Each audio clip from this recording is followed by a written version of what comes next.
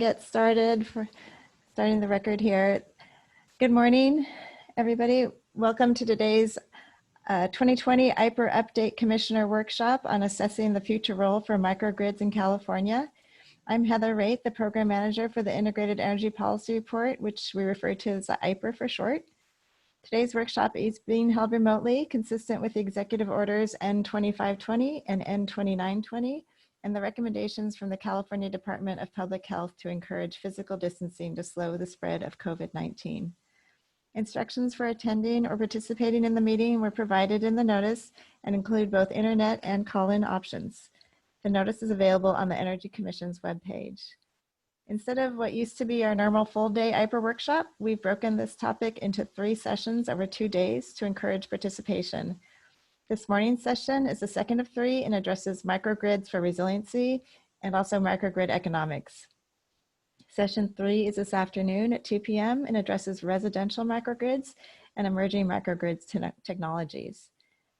This meeting is being recorded. We'll post a recording and a written transcript on our website. Also, today's presentations have been posted on our website. We're working on making the IEPR workshops more engaging in this remote environment, and we'll be using the Q&A function in Zoom with capability to vote on questions posed by others. So attendees may type questions for panelists by clicking on the Q&A icon. And before typing a question, please check to see if someone else has already posed a similar one. If so, you can just click the thumbs up to vote on it, and that will move the question up in the queue. The questions with the most thumbs up clicks are upvoted to the top of the list. We'll reserve about 5 minutes at the end of each panel for attendee Q&A. And given the time restrictions and our very full agenda, we won't be able to elevate all questions received. Now I'll go over how to provide comments on the material in today's workshop. There'll be an opportunity for public comments at the end of each session. Please note that we will not have time for panelists to answer questions during the public comment period. It's just an opportunity for participants to make a comment.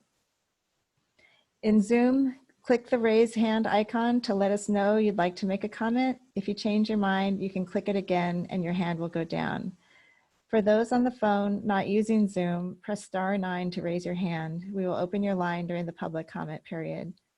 Alternatively, written comments after the workshop are welcome, and they are due on July 9th. And again, the notice gives you all the information about how to provide those written comments. And with that, I'll turn over to Vice Chair Scott for opening remarks. Thank you. Okay, well, good morning, everyone. Thank you so much, Heather, for getting us kicked off here today. I am delighted to see you all. We are joined, as you can see on the slide here, with Chair Hochschild and Commissioner Douglas and myself from the Energy Commission, and also President Batcher and Commissioner Sharoma from the Public Utilities Commission. So I'm really glad to have you all back today.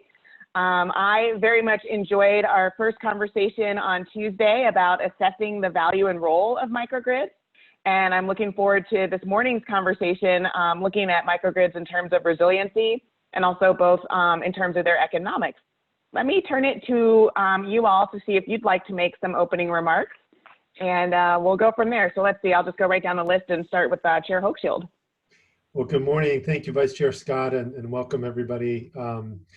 I just wanted to add, yesterday we funded another round of projects from the EPIC program, including many for energy storage. It was the largest investment we've made in tribal energy projects. These were principally energy storage projects with our tribes, and a really great testimony, I think, to the hard work of the PUC and the CC staff and all the stakeholders on this.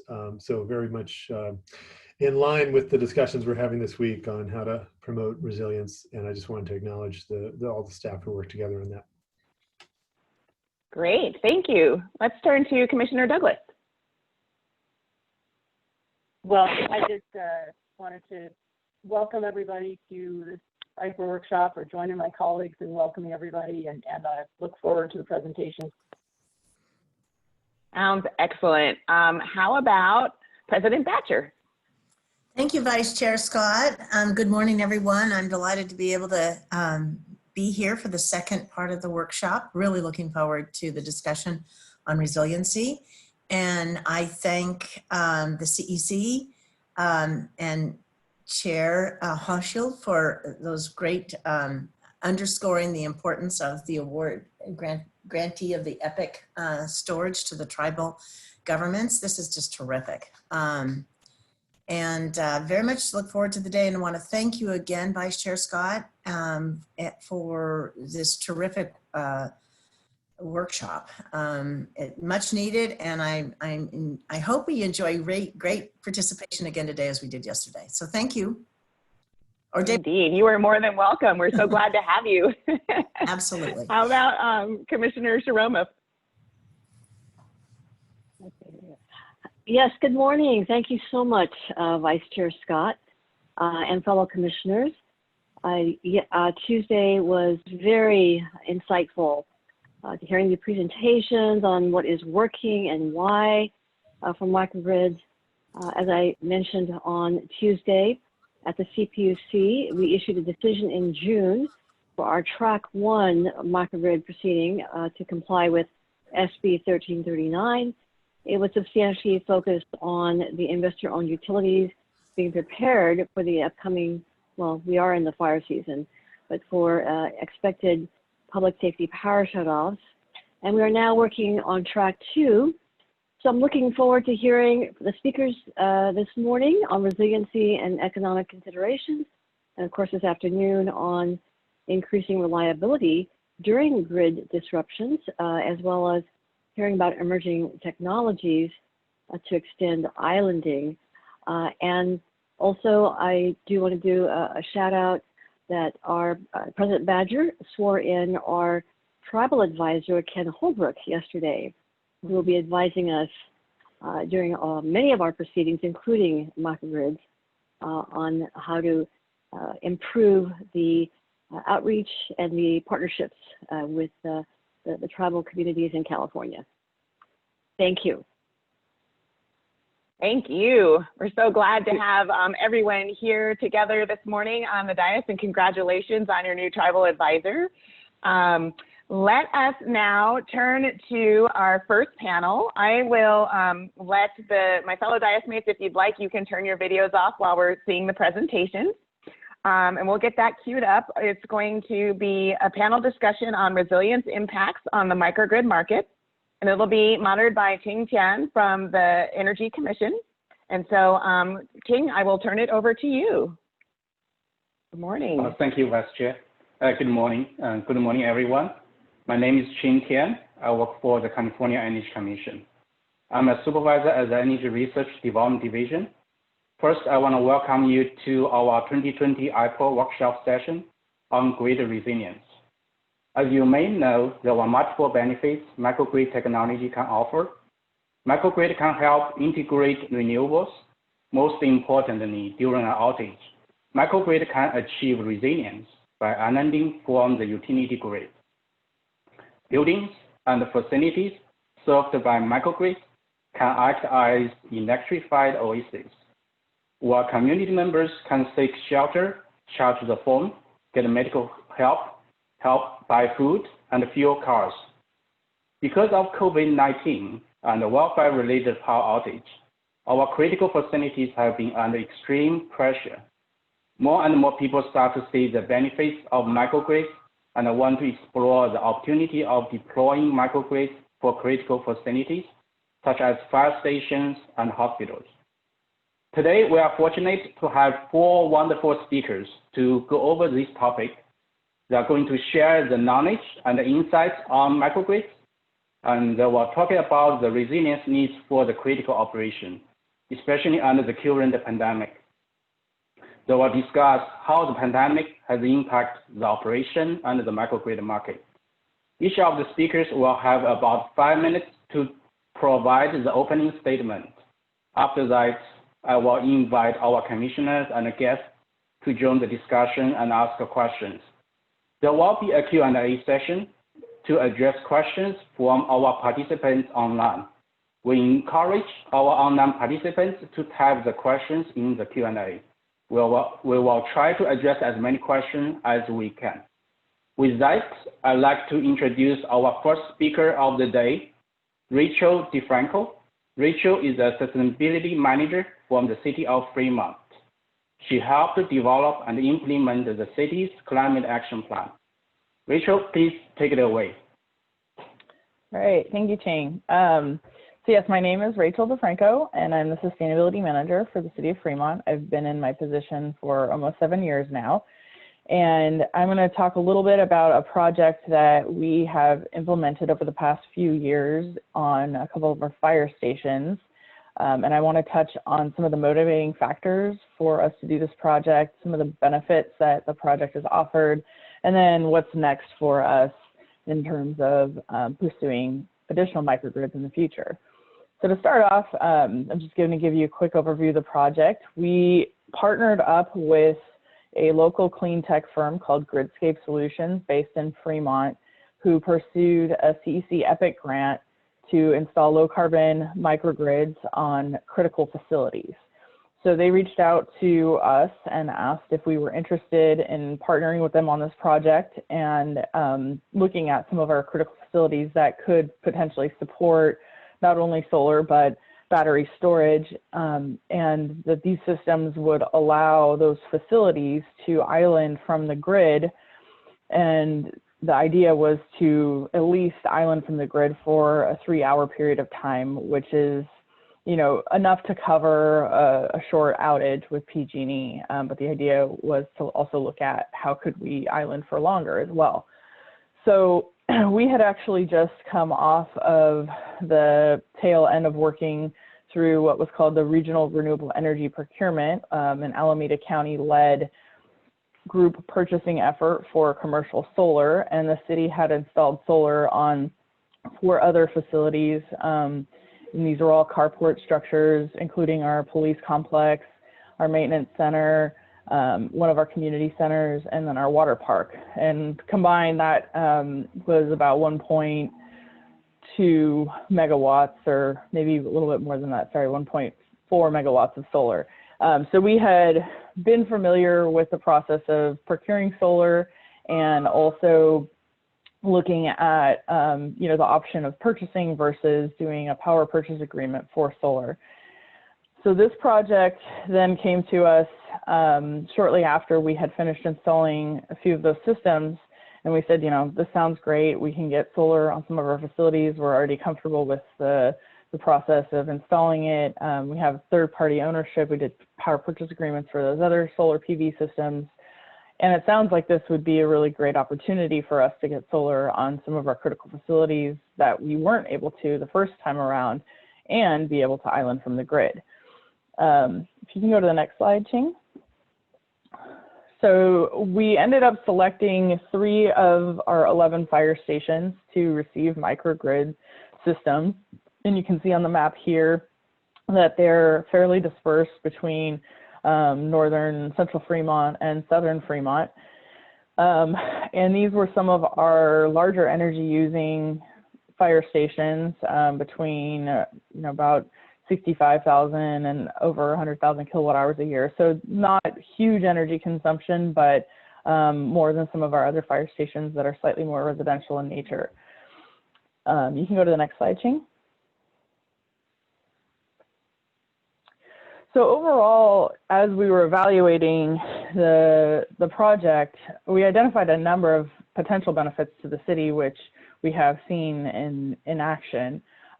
We actually started working on this project in 2015. The systems were installed in 2017 and 2018 and now have been operational for the past few years.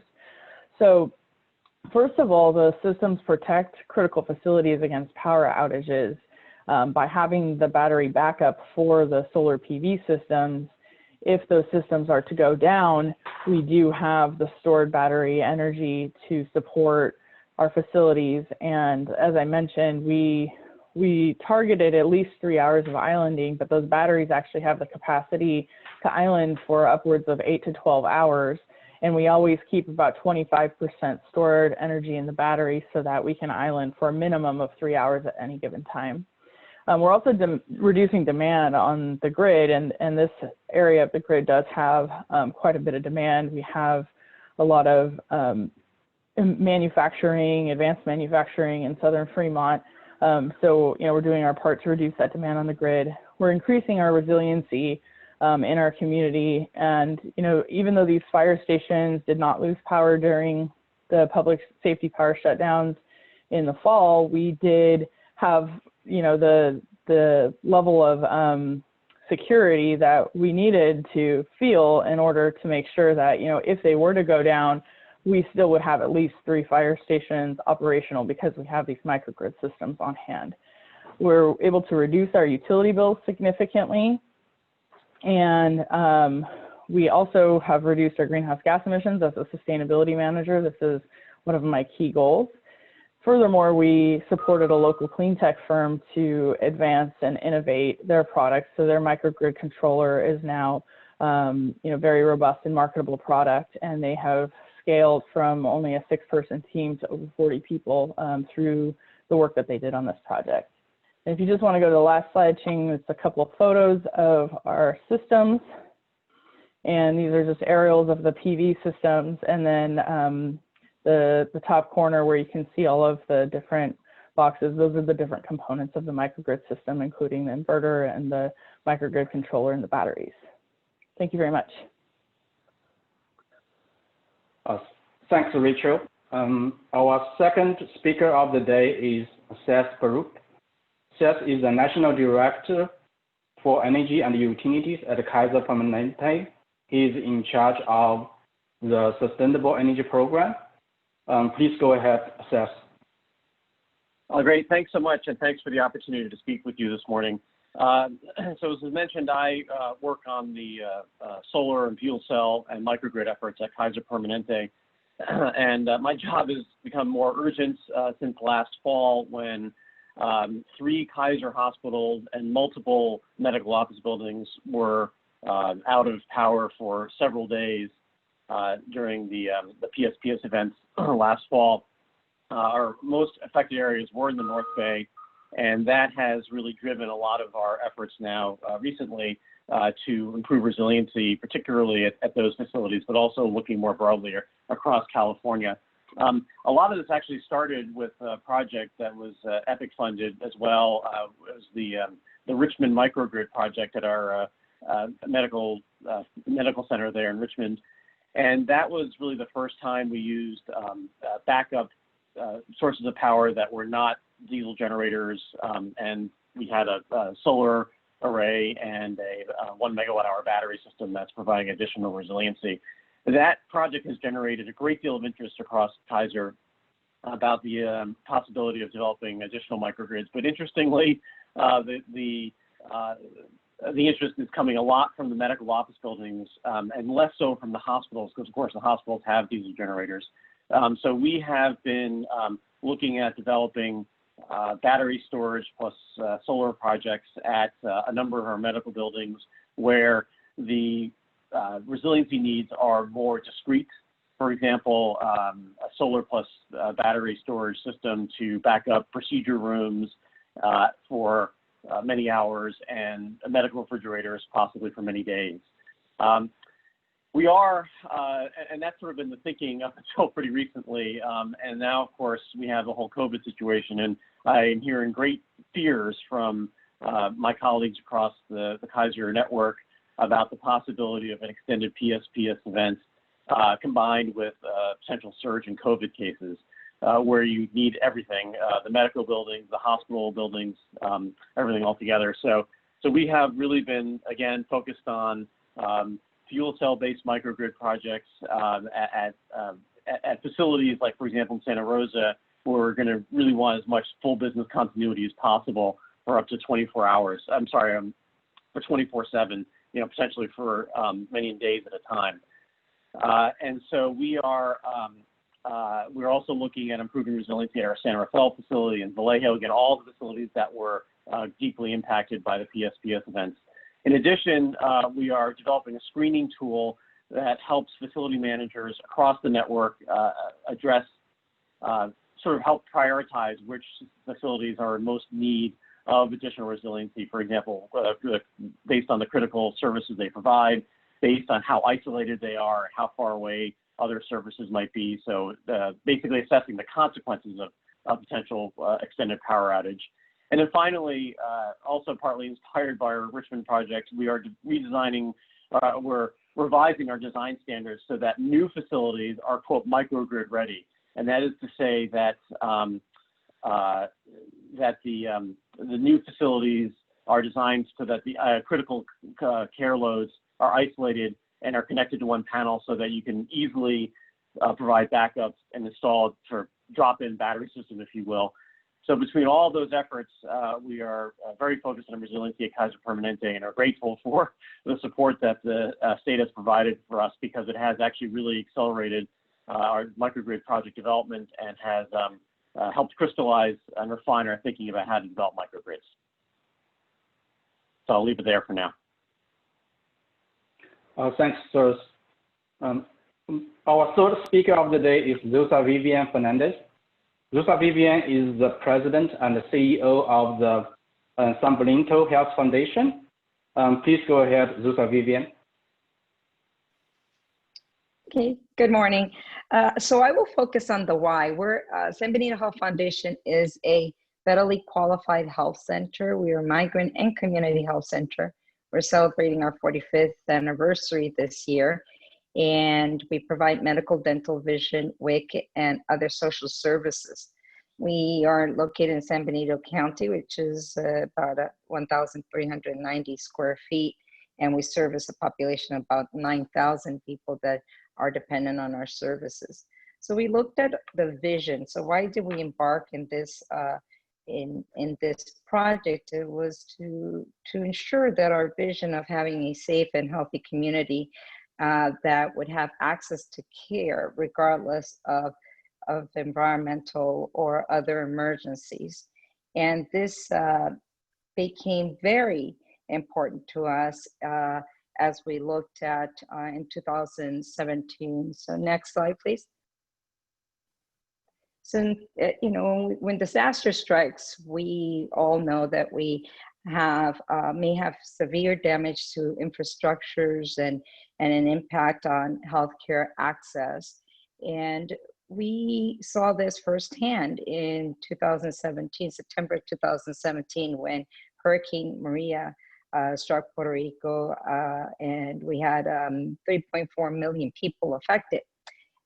We were one of the clinics that provided assistance to 26 sister clinics that did not have power.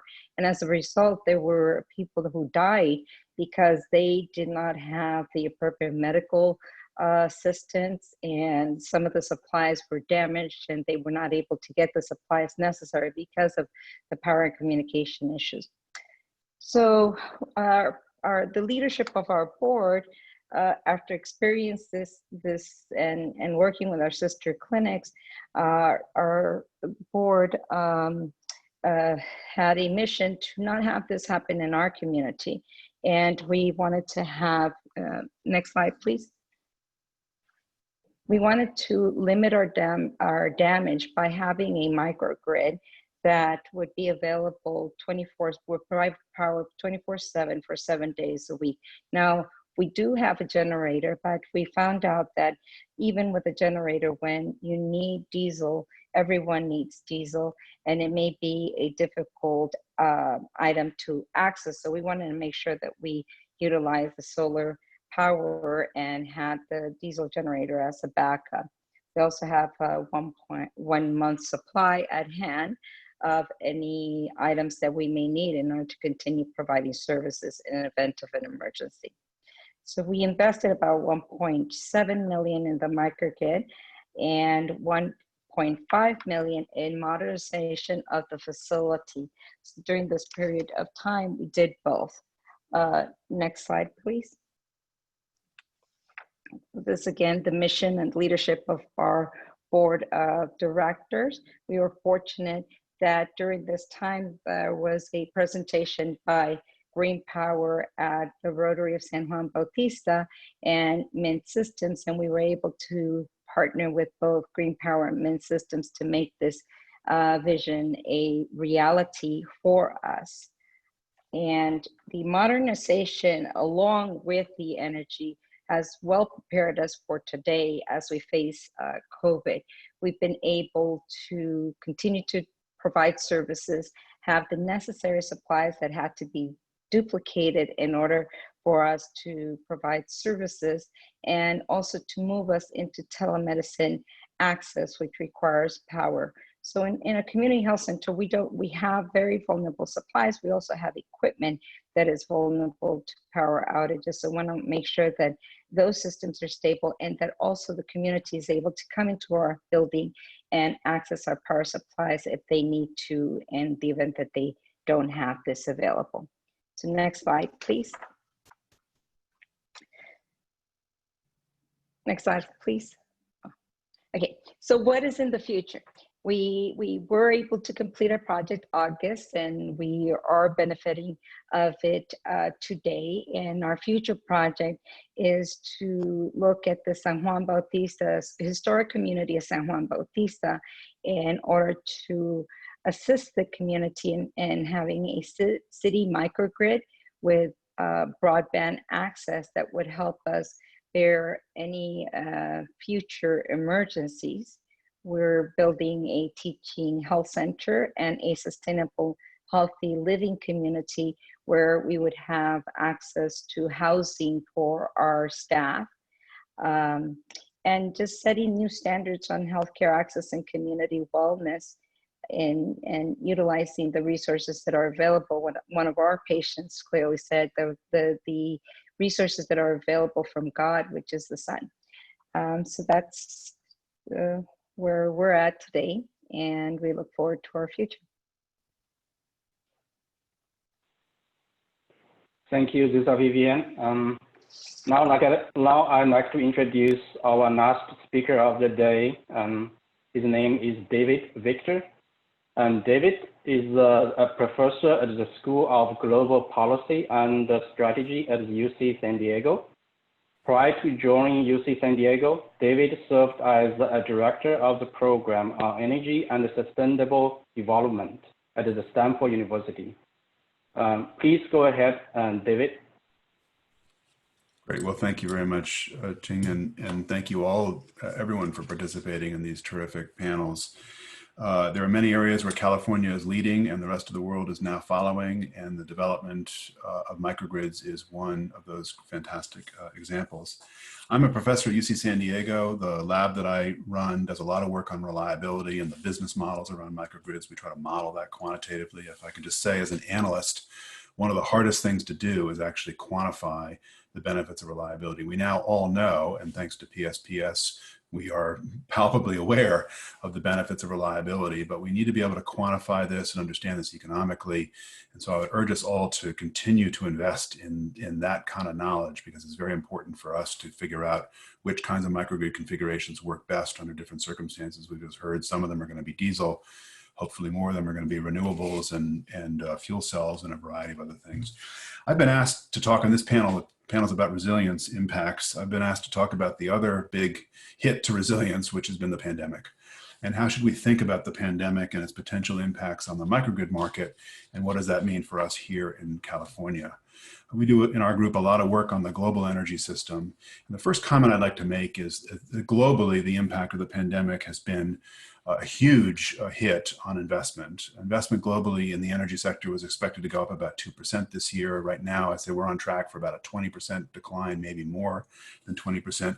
But there's a huge difference between the investment impacts on oil and gas and other commodity exposed industries and more regulated, or frankly, in a lot of the world, state-owned industries, which is in particular the electric power. So that's my first point, is the reason that the electric power sector in much of the world has not been as hard hit as oil and gas and other commodity sectors is because of the stability that comes from regulation.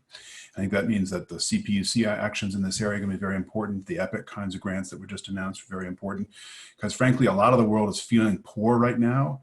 And when you're poor, even though there might be a good investment to make, people are not going to make discretionary investments in capital intensive activities. You see that in the automobile market and a variety of other areas right now. So we should not expect the private sector and people thinking about the investments on their own logic, including public agencies, to go forward and make big investments to the same level in microgrids, given the shock that everyone's pocketbooks has had right now. And I think the government, and there's a lot of different views about the right role of government, but this is an area where there's very important government action to help stabilize that market. Second is about stimulus spending. I want to just mention very briefly that we are, in the middle of spending like drunken sailors on economic stimulus, and that's a very, very important activity. When you compare the spending on stimulus this time compared with 2009, there's a completely different world. 2009, depending on how you count, up to 15% of stimulus money went into clean energy projects in one way or another. This time around, the number is much, much lower, especially in the United States. But that may be changing, and we're starting to see that in some of the different packages that are emerging in Washington and so on. So the second point I'd like to make is we should have an elaborated program around shovel-ready or wire-ready or wire cutter-ready microgrid projects that could be rolled into a stimulus package, and we should make sure that our delegation in Washington is ready for that, to put in the right language, because this is an area where we have a big interest, and frankly the rest of the country, with a couple of exceptions like in New York, aren't doing as much, and they won't be as lined up as we are in California about being ready to invest more with things that can generate jobs and also generate more reliability through stimulus spending. Third thing I want to say, and last thing I want to say, is about supply chains. We need to do some stress tests. I think this is an important function that maybe a variety of California agencies can do, is do some stress tests on the capacity of microgrid investments to have all the gear lined up when it needs to be lined up. We saw in the renewables business big shocks as the Chinese economy shut down, and then it started reopening, but then the European economy shut down, and the American economy shut down. Then we reopened in the United States. We're now in the process of, in a kind of Swiss cheese way, shutting down again. This has created shocks into supply chains.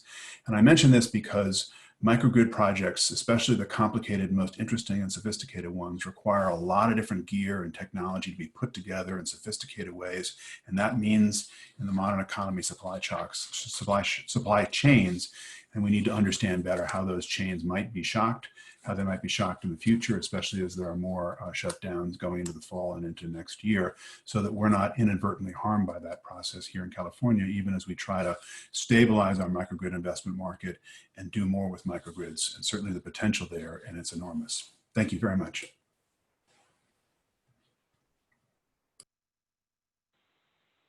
Thanks, David.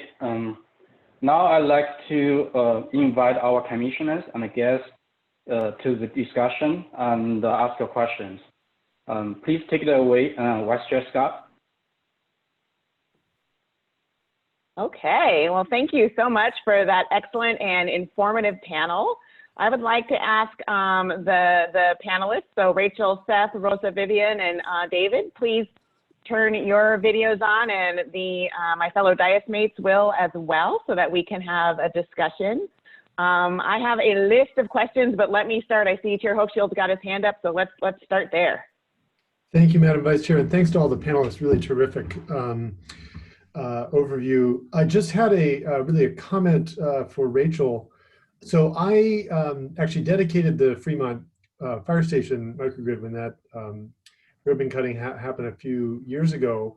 And one thing that I had not realized until I went there, which is I think true for diesel generators everywhere, which this one was replacing, is that in addition to the pollution you get from operating the generator during blackouts and when it's needed, there's actually you have to do a monthly cycling to keep the generator in shape, and so that's an ongoing maintenance expense and source of pollution as well for all generators. And it's really another benefit, I think, of the clean microgrids, is that they are, basically no maintenance and don't require that cycling. And that wasn't something I had really appreciated until I was on site. But I was just especially gratified to see the fire department do this, and I know others around the state have done so, just because we are in a situation where we're really relying heavily now on emergency services in ways we've never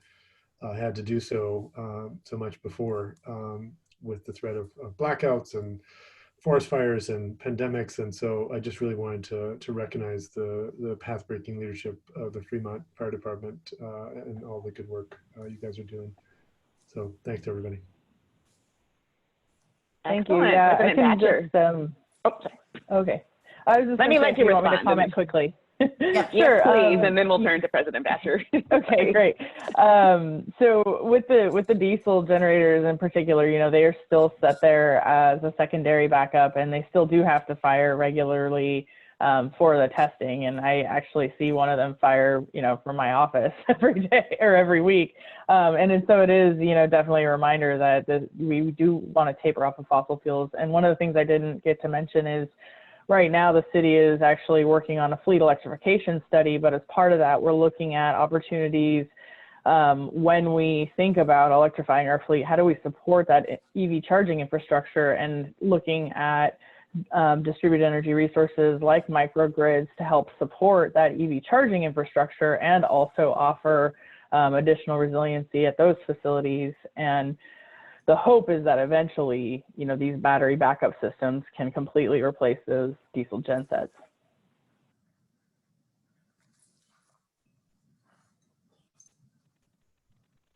Okay, President Thatcher, please. Thank you. Sorry to have interrupted what Rachel was saying, because that was a very important point that you just made. Glad to hear that you're working hard on electrification of your fleet and further resiliency. It sounds like Fremont's really leading the way innovatively, and that's terrific. I did have a question for David. Very interested in your comments regarding the stimulus spending. Thank you for pointing out that the first tranche, which was so bad in so many ways, but at any rate, that it was much lower than 2009 in terms of the investment in clean energy. You mentioned that we should be shovel ready and wire ready, et cetera. Have you had some thinking? I mean, because this is here and now upon us. Hopefully we'll have another tranche. How would you suggest, in terms of we the regulator or just all of us, how do we push for that?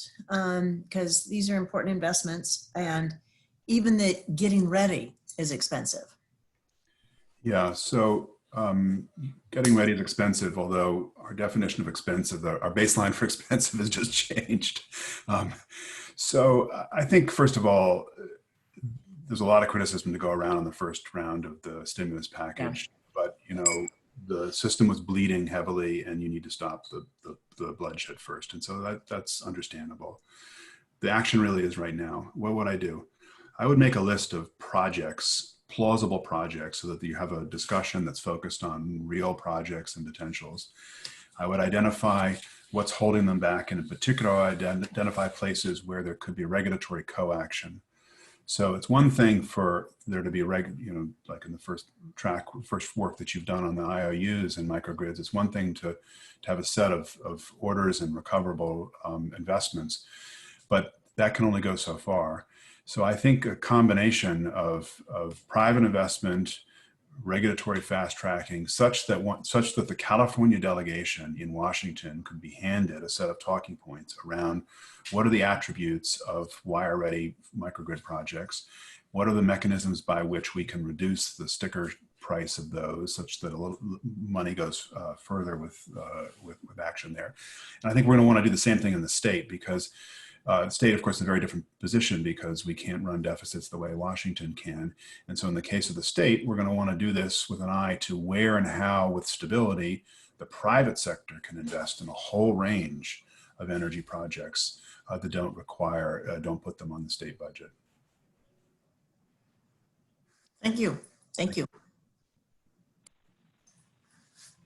One of the questions that I had for you all, this is Vice Chair Scott, and then I'll do my question, and then we'll turn to Commissioner Sharoma's question, is two things. I really was struck by the savings that we saw in the city of Fremont and others show, but then combined, Professor Victor, with your statement that in these times where it's a really tight budget, even when it makes sense to make this kind of investment, people may not be making this kind of discretionary spending. So the types of investments that the state and others make in this space really do help move these projects forward in a good and smart way. I don't know that there's a question there. Maybe a couple folks want to opine on that a little bit. The other thing that I was thinking about, Rosa Vivian mentioned it, and we talked about it a little bit on Tuesday, is the fact that diesel generation is so much the backbone of our emergency services, and especially within the healthcare system, that's hugely problematic, right? We all know the health impacts of diesel particulate. And so it really is important, I think, the solar with storage or the other components that help us back out of the diesel generation, especially in backup power for healthcare services. And so I'd love to get some insights from you all on how you think that's going. Seth mentioned it as well. I think how was it, and that all of a sudden there's renewed interest at different types of facilities at Kaiser than you had anticipated originally. How is it that you're talking to folks in a way that they can hear you and understand the importance of both wanting to include a microgrid, but also wanting to have these renewable, pollution-free, greenhouse gas-free components to it? I'll just let you all jump in. Yeah, Professor Richard, please. Okay, so for us, again, with the diesel, there are a lot of problems. In our observation, it doesn't run 24/7. And that's something that people think, okay, I have a diesel generator, it's going to run. You have to turn it off in that 24 period of time for 2 hours to get its service. So those are the realities of what happens in some of these systems. So what you think you have as a guarantee is not going to guarantee, and it's not good for the environment. For us, our board saw this as an investment in the future. So it was something that was more plausible for us to provide access and true access and dependability to our community.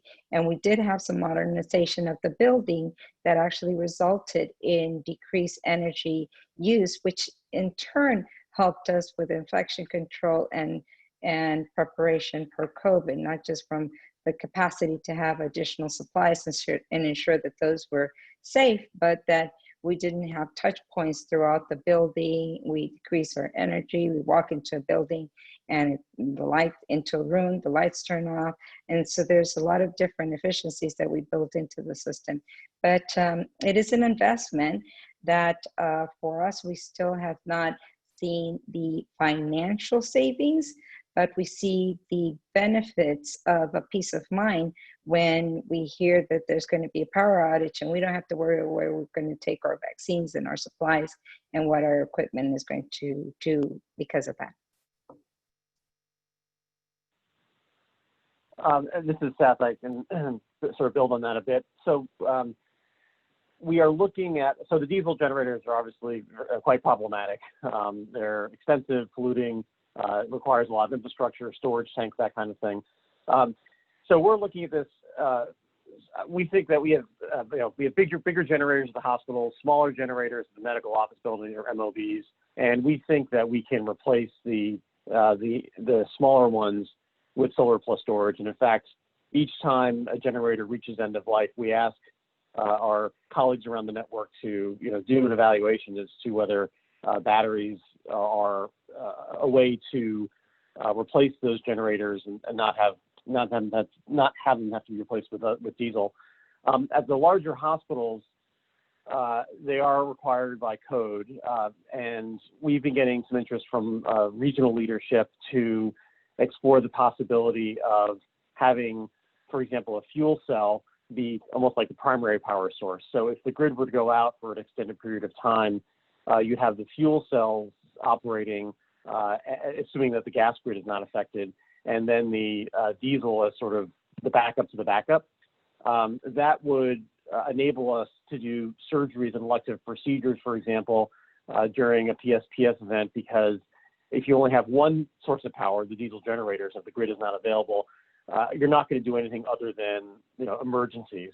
And if you have the power out for a week or something, that's a lot of scheduled surgeries and procedures that have to get rescheduled or possibly aren't rescheduled, so there's a health impact there. So that's one example that we're looking at as a possibility for providing the redundancy, if you will, for diesel generators until there's some change in code that allows a technology like a gas generator or fuel cell to be the primary backup or the sole backup. If I have some time to comment as well, you know, I think the reality of a lot of local governments is that we are planning out our infrastructure improvements in 2-year CIP cycles. And so the challenge is, you know, as we're identifying some of our facilities that need improvements and that we need to replace, you know, old faulty diesel generators, you know, our public works department is saying, okay, we got to get this diesel generator replaced. They put it in the budget, and then we start to really unravel these new potential technology opportunities with microgrids. Meanwhile, you know, they have the budget to replace a diesel generator, but they don't have the budget to actually install a microgrid. If we are only looking at those upfront costs. If we're looking at long-term savings, you know, there are no long-term savings to putting in a diesel generator, but there are long-term savings to putting in a microgrid because we can, you know, reduce our demand. We can use lower cost energy from generated on site rather than from the grid.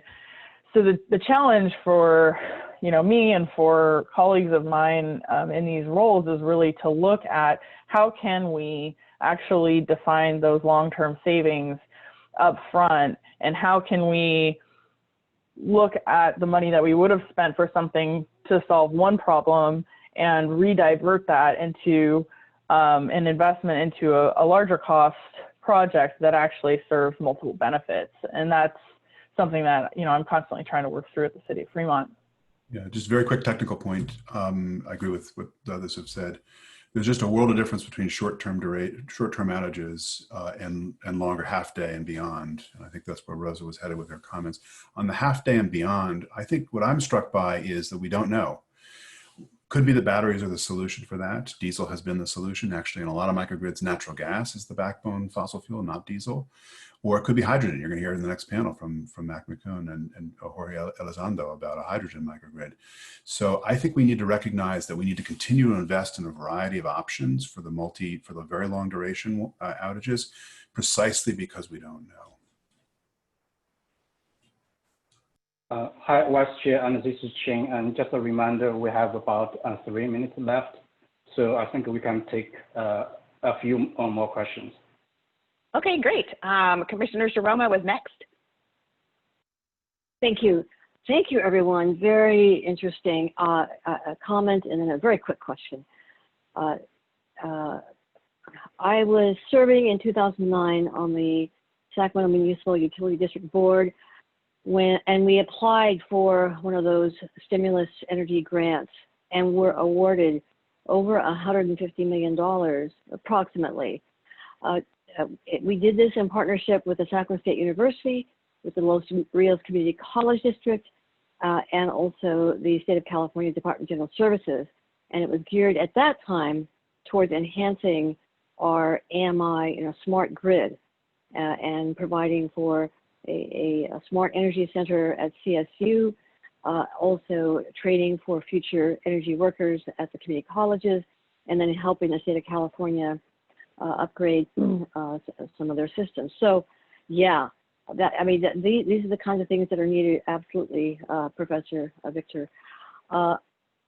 Okay, so my question is, oh, by the way, the CPUC, we are having a workshop.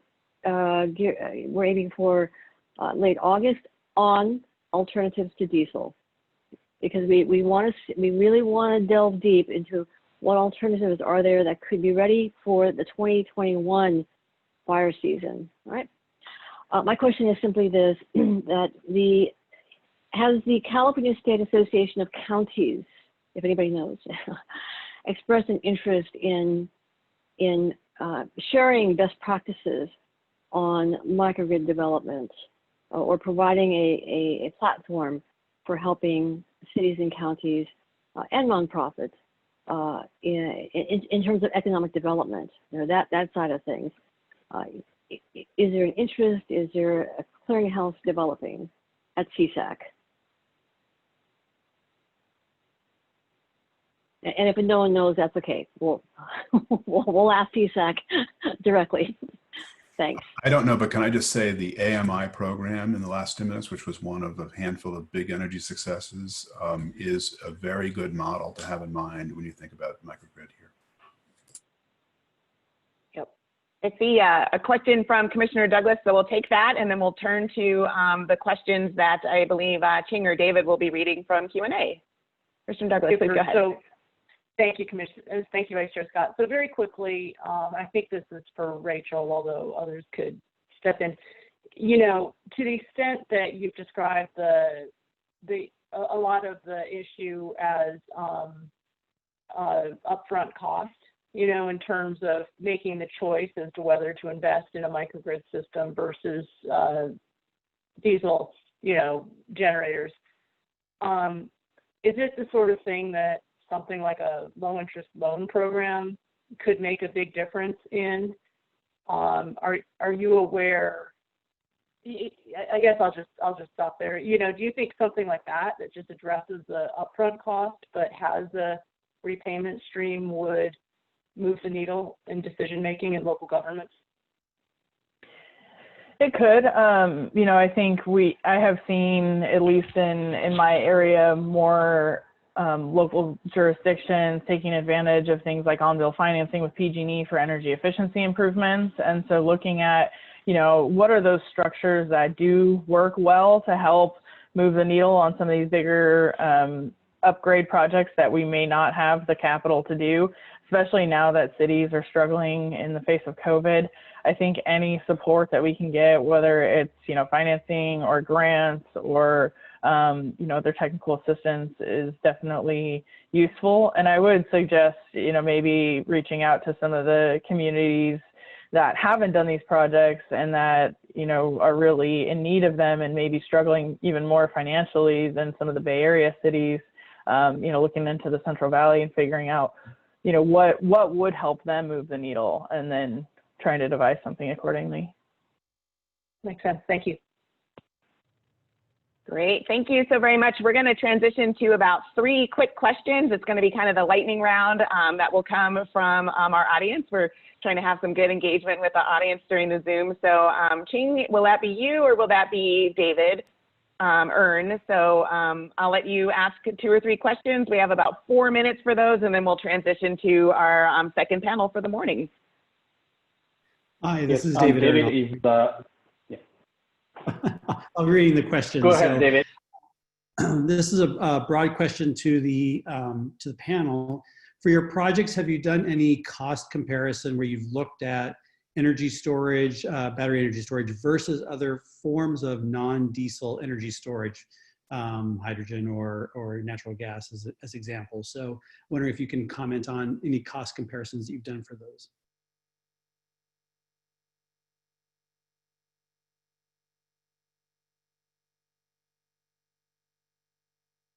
Okay, we haven't done any analysis.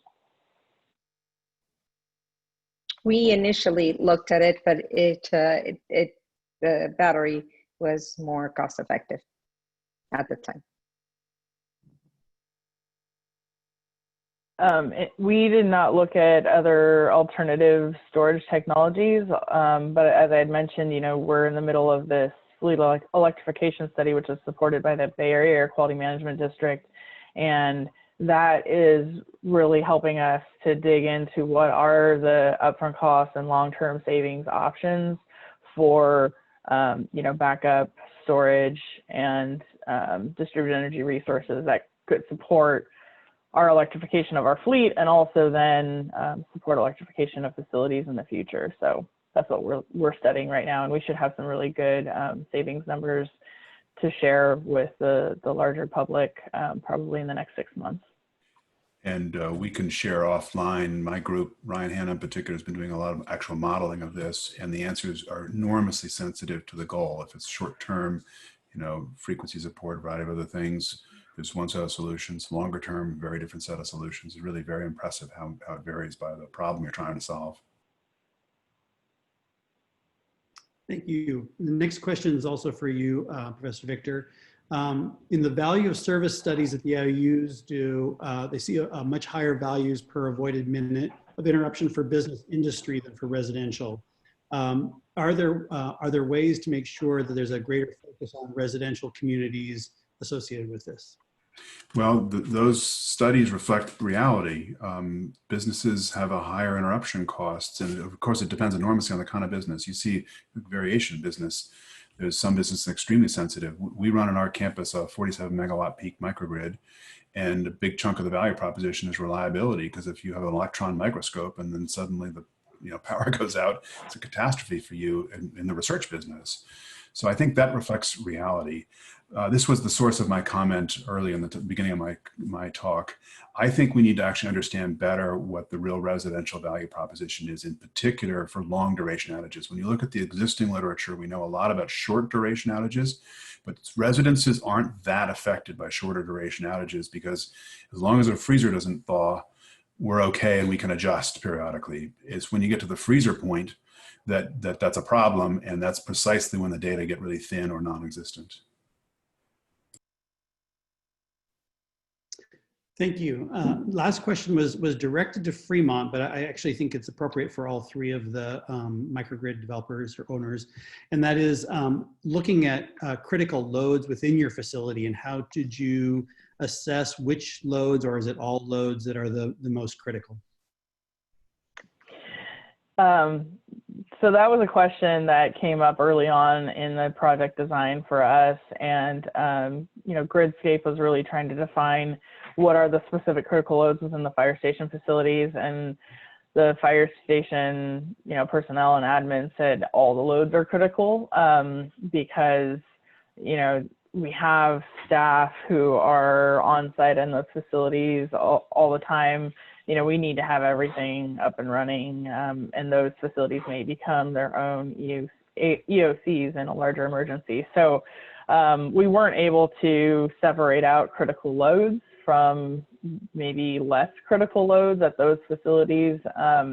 But I think in a larger project, we definitely would try to do that. So for our organization, all loads were critical. In our observations, sometimes some of the services get reduced. However, we wanted to ensure that we would be ready for any emergency, including the fully functional dental department that uses quite a bit of the energy with all of their instruments and so forth. So we did not, we wanted to ensure that we reduce the energy consumption to the level that we could, but that we would have the entire building accessible. The one comment I did want to make about housing is that housing is critical to us in the future development. We will have housing, and in terms of the need for housing is critical, but also there are individuals that are at home that need oxygen, that need dialysis, that need things that require energy, and they don't have if those facilities are not there, their lives are in jeopardy. Yeah, actually, Rosa, that's a great point. We've been looking more at how to help our members with at-home needs, oxygen, dialysis, whatever it may be, to help ensure that they can deal with the situation where the power goes out. So yeah, we're paying attention to that as well. And I guess I would sort of echo what they said about, all loads are critical loads, but I think that, when Kaiser looks at a facility, obviously at a hospital, there's the emergency room, the operating room, sterilizers, all that. At a medical office building, it's procedure rooms, like I said, medical refrigerators, and then, things that can, or equipment that could be damaged, so they're attached to a UPS or something like that. Those are loads that need to be shut down orderly. And so, in a sense, a short duration power outage with a solar plus storage system to help ensure that the integrity of the equipment and patient safety, if procedures need to be wrapped up, that kind of thing, we would define that as a critical load as well. Okay, thank you. I think we wrapped up our time. Well, thank you, David, very much for reading some of the questions from our participants. I'd also like to say thank you to Ching, Rachel, Seth, Rosa, Vivian, and David for joining us today. We really appreciate you taking time to share your information with us. I thought the presentations were fascinating and informative. What we'll do now, I will hand this back over to Heather. If you were just on our previous panel, you are welcome to turn off your video and continue listening. My Dias mates and I are also welcome to turn off our videos and continue listening to the next panel. So I will hand it over to Heather. Thank you, Vice Chair. This is Heather Raitt. Before we go on to our next panel, I'd just like to take a moment and ask attendees to please click the raise hand function in Zoom if you plan to make a comment during the public comment period. This helps us plan for that better. So if you could let us know now, when we open at the end of the session, we will have a public comment period. It'll start about 11:40. And so if you're on Zoom, you can click that raise hand button. And if you're on the phone, just press *9 and that will let us know that you'd like to make comments. So with that, then we can go ahead and turn to the panel on economic considerations of microgrid development. And it is moderated by Jana Gagnon from the Blue Lake Rancheria. And so Jana had a little bit of technical trouble, but hopefully her line will stay constant with us. But if we lose Jana, we have David Earn as a backup. And so one other thing I just wanted to let everyone know before we jump in is that we've had a slight change in the order of speakers. So it's listed here on the slide, the order of the speakers, which is just a little bit different than what is on the meeting schedule that is posted on our website. So with that, Jana, please go ahead and start your panel. Thank you. Thank you. I'm going to do a quick sound check. We hear you just great. Terrific. So good morning. Thank you to the commissioners, President Batcher, and all the attendees for joining this discussion. I'm sorry to join only by phone. Our internet crashed here in Humboldt County about a half hour ago, which is a small case study of rural broadband reliability. I'm Jana Gagnon, Sustainability and Government Affairs Director for the Blue Lake Rancheria Tribal Government. And with me on this panel are Kiran Jain, General Counsel for the Oakland Eco Block Microgrid Project, Juan Macias, CEO of Alpha Structure, Mac McGowan, proprietor of the Stone Edge Farm Estate Vineyards and Wine, and Jorge Elizondo, microgrid engineer and co-founder of Gila Technologies. I hope I've pronounced that correctly. So after my opening remarks, each panelist will make a crisp 3 to 4 minute presentation, and then we'll take questions from the dais. Please hold all questions until panelists have finished their presentations. Thank you for that. My experience with microgrid economics is centered on the design, build out, and performance of the microgrids at the Blue Lake Rancheria. There are more details in the slides and the workshop materials, but in the interest of time and because of the phone-only link, I'm going to just summarize here. The tribe has 2 microgrids in operation. Both are behind the meter, solar plus storage with legacy gensets as backup. One's at the community scale and one's at the facility scale, and both can seamlessly island from the grid. The projects have been funded, since we're talking about economics, by a mixture of R&D grants such as EPIC, incentives such as SGIP, and tribal government investment. So a little bit about the tribal investment rationale. Essentially, the tribe has invested in microgrids because of a considerable stack of benefits. We have achieved improved continuity of operations across the community. So reliable energy is a cornerstone of any community. And the microgrids have proven this value many times over, most recently in the PSPS events of last year, when the microgrids supported pretty fair to say life-saving critical services for about 10% of our rural region. They allow us to achieve rapid decarbonization of both the energy and the transportation sectors, incorporating more solar energy and using that solar to power electrified transportation is part of the tribe's strategy to achieve zero net carbon emissions by 2030. We have cleaner energy and less tailpipe emissions, which are lowering the pollution in the community and improving health outcomes. The microgrids reduce the cost of electricity by about $200,000 a year. The tribe then tracks and reinvests these savings into other projects to create a positive feedback loop. So we're continually increasing resilient, climate-smart infrastructure with more controllable costs. Microgrids are economy enabling and capacity building investments at their core. The tribe has forged new partnerships, including with the engineering teams at the Schatz Energy Research Center, and the microgrids have generated more than power for us. It's generated new jobs, new expertise, and new financial and operational strategies for the tribe. So microgrid economics more broadly are reliant on site specifics. And if islanding will be a feature, obviously the cost and the availability of on-site power generation resources.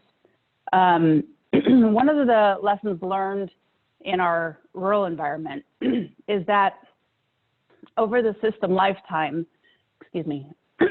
economics depend on the capacity that's available. So are there local experts, integration engineers, medium to high voltage electricians, IT and cyber experts, warranty technicians that can cost effectively help run the system?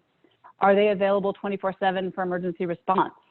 This is particularly important in rural and remote and under-resourced or disadvantaged communities where this capacity may not yet exist, where out-of-area vendors increase expense, and where building local expertise, whether it's internal or outsourced, takes a lot of time. And lastly, related to that, if one of the goals of the microgrid deployment across California is speed, fast screening and segmenting of the California grid for climate action and reliability, it's worth looking closely at which entities have the expertise and resources to deploy at speed, safely, and ideally with coordinated, equitable benefits across the wider grid ecosystem. So for more on how we value microgrids, let's hear from the panelists. It's my pleasure at this time to turn the floor to Kieran Jain, General Counsel for the Oakland EcoBlock Microgrid Project and former Chief Resilience Officer for the City of Oakland, who will discuss insurance and risk reduction elements for microgrids. Kieran, the 4-minute floor is yours. Thank you, Jana. So the Oakland EcoBlock Project is a community scale sustainability retrofit to demonstrate efficient block scale energy and water systems. The research project is funded primarily by the California Energy Commission to show the benefits of using economies of scale to conduct energy and water efficiency retrofits in a neighborhood of houses and potentially commercial to reduce carbon emissions and develop a standalone microgrid of electrical generation, solar electric rooftop panels, and storage, flywheel or batteries. Go to the next slide. These are some of the partners on the project. In addition to UC Berkeley, we are also working closely with the City of Oakland and their resiliency office, as well as NASA and Stanford University. Next slide. So this is what we envision. This is the existing situation of homes in a neighborhood in West Oakland. Next slide. And here's what we are proposing to do. The EcoBlock design includes advanced efficiency measures, a solar-powered microgrid, shared electric vehicles, and a new approach for coordinating these on the scale of a city block. The main idea is that by combining and standardizing technical components and by creating a cooperative or trust, which we'll get into, with the right financing structure, investments like these can be made affordable for everyone. Next slide. The benefits enjoyed by the participants include reduced utility bills and reduced carbon footprint. The goal is to eliminate the natural gas bill, reduce the water bill, and substantially reduce the electricity bill, improve comfort in one's home by improving insulation and reducing leaks, update appliances and fixtures, and lack of electrical interruption to the next power outage. The project goal is to explore a path towards rapidly reducing climate emissions from energy upgrades and reducing gas appliances in these residential retrofits, and developing a resilient electric microgrid that can provide power during outages. The objective is to build a successful demonstration project in the next 4 years. Obviously, COVID-19 is impacting our timeline, and creating a blueprint for replicating EcoBlocks in Oakland and other cities around the world. Next slide. This also includes nighttime storage, and as I mentioned, electric vehicles and street lining. As you can see, there are home level improvements as well as block level improvements. And from an economics perspective, one of the challenges that we are facing is around insurance and block level, specifically block level liability and property insurance. For this project to work, we need these improvements to run with the land. So from a governance perspective, we're looking at a community trust in the form of a modified HOA, but this has implications on the type of insurance we can get and the cost of such insurance. Right now, the figures that we are getting are around $30,000 a year. You can imagine which the cost will be borne at the block level by these individual homes. So we're looking at options and interested to actually hear if there's anything being done at the state level around insuring community microgrids. We know there's companies like Aon that are getting into this business, as well as a concept called microgrid as a service that also has insurance as part of that overall package. But one of the challenges we are facing is that because this is an emerging market, the insurance industry is lagging a bit in kind of understanding how we could scale these types of microgrids. So from our perspective, having an insurance solution will also help out with project economics, and we think is a very important and critical part to making sure we have a successful eco-block project. So I'll just stop there. Thank you, Kieran. Now we'll turn to Juan Macias, CEO of Alpha Structure, to discuss investment elements of microgrids. Juan, the 4-minute floor is yours. Perfect. Can you hear me okay? Yep. Perfect. Great. Thanks. Look, appreciate the opportunity. Wanted to share with you a little bit about the evolution of a business model and the introduction of a new business model, which follows a story and an investment strategy by Schneider Electric that began 10 years ago with a development of microgrid control and software platforms that would enable the deployment of microgrids interfacing between the load, the utilities, and optimizing the integration of these distributed resources. Schneider's been doing this for the last 10 years, building out experience of about 300 microgrids around the world. In the last couple of years, we really zeroed in on what the barriers were in this space and zeroed in on capital, the complexity of these systems, and the risk management of our customers. And this is what led to the creation, together with the Carlyle Group, of Alpha Structure, which is a company that we started in 2019. And this company is about delivering decentralized, digitized energy systems with no capital upfront by the client. So if you could advance to the next slide, I'll share with you a little bit about that.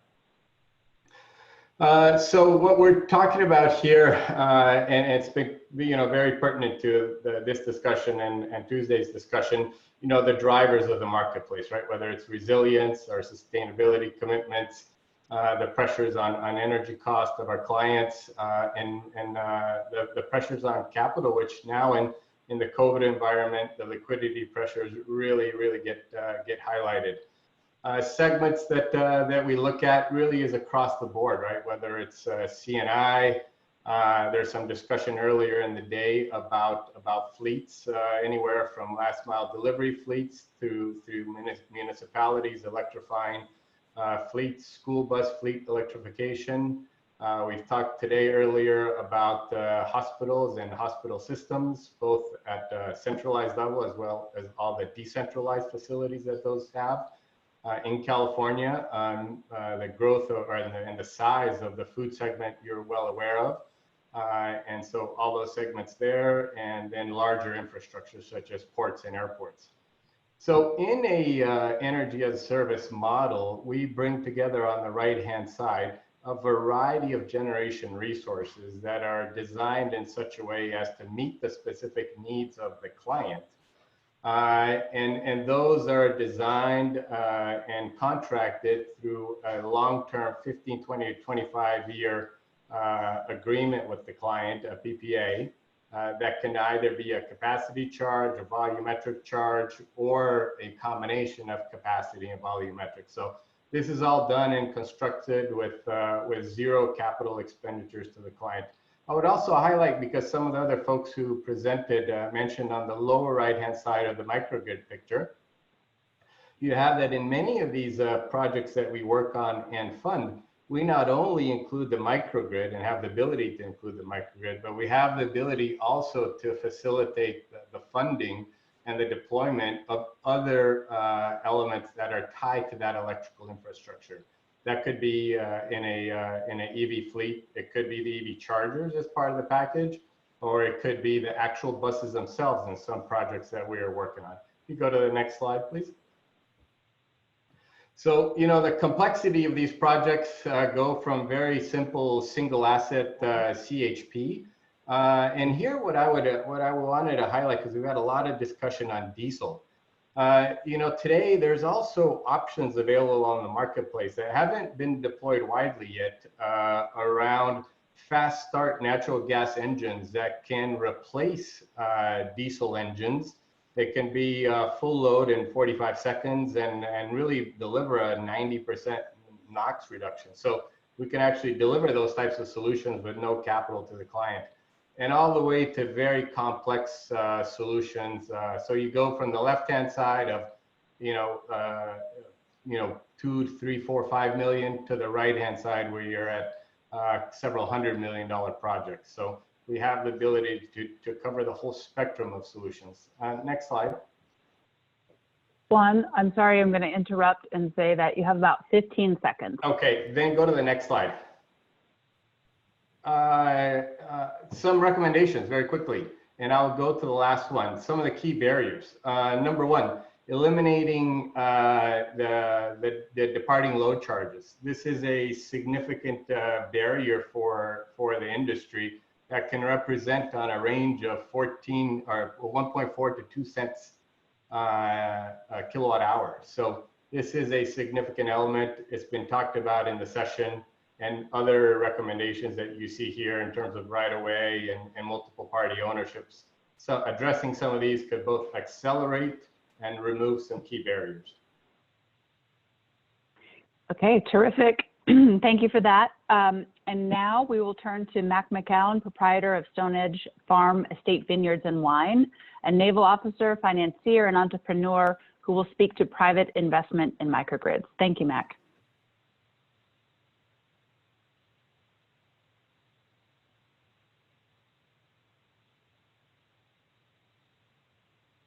Okay, can you hear me? Yes. Maybe the video too. Stone Edge Farm is 16 acres west of the old town of Sonoma. We have 3 homes on the 16 acres. Our objective in our microgrid is to be independent of the utility grid 24/7, 365.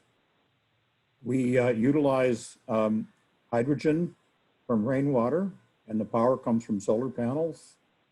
The marginal cost of our power, our energy is 0.